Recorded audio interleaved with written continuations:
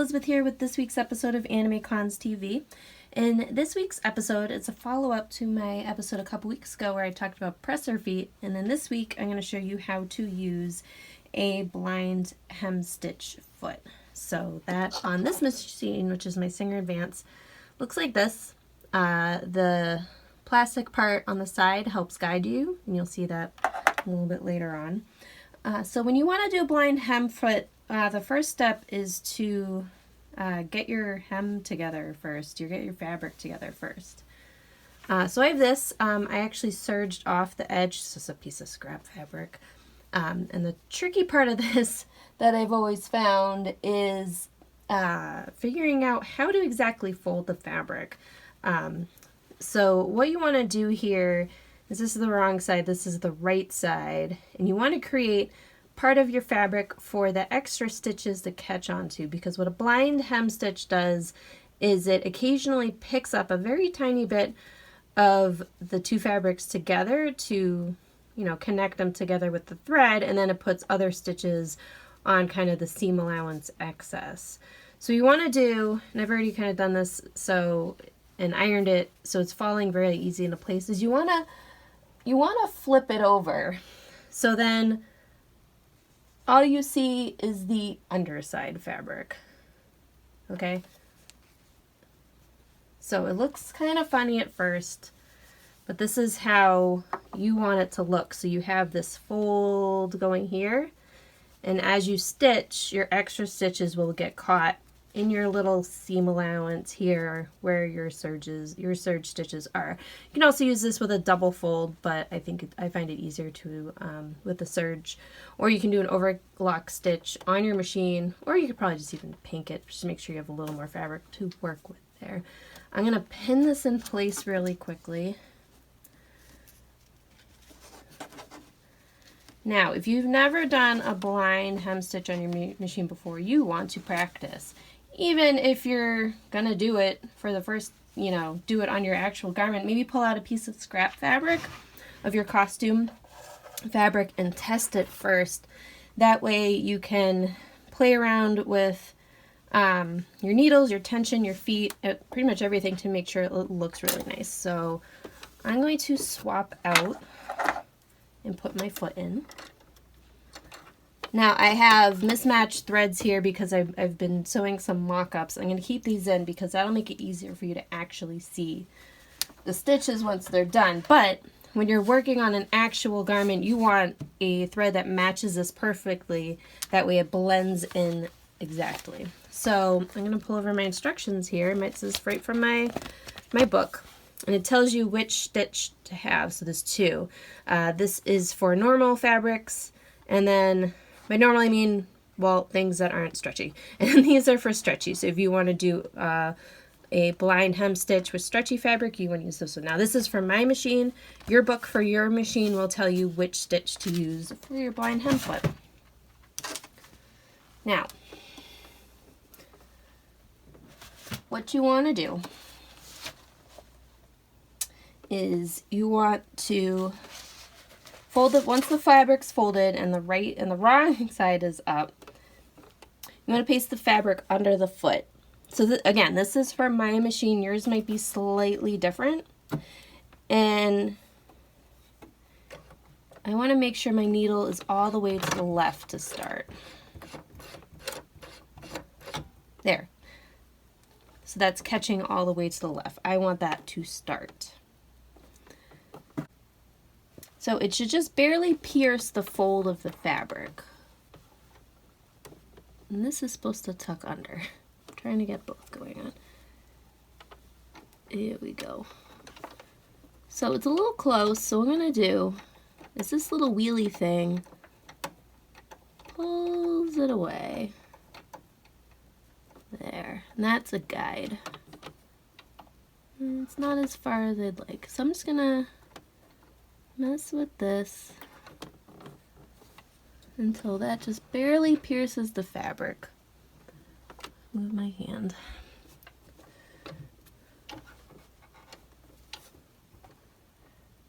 I'm actually going to get the camera in real close so you can see that a little better. Let's extreme close-up here, you can see it's very close to the edge of the fabric. I could probably even get it over just a teeny tiny bit more to the right, but that's what you're aiming for to start.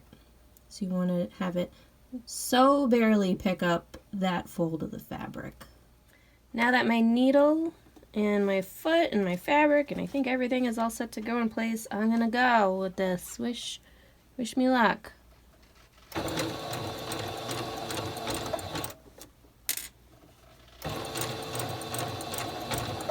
Alright, I don't know if you can see this from there. Hopefully you can. But what's happening is what I described earlier, is the needle is going just down this side piece here, this little seam allowance, and then every few stitches it's going over and catching the fold, and that's what's creating the hem.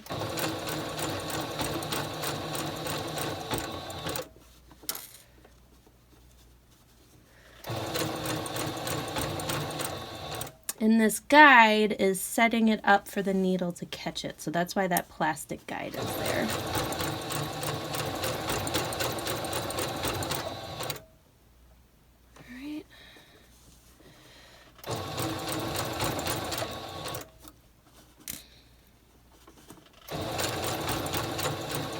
So far so good. You can also do this by hand. I think I mentioned this earlier, but you can just stitch along this and then every so often pick up a little piece.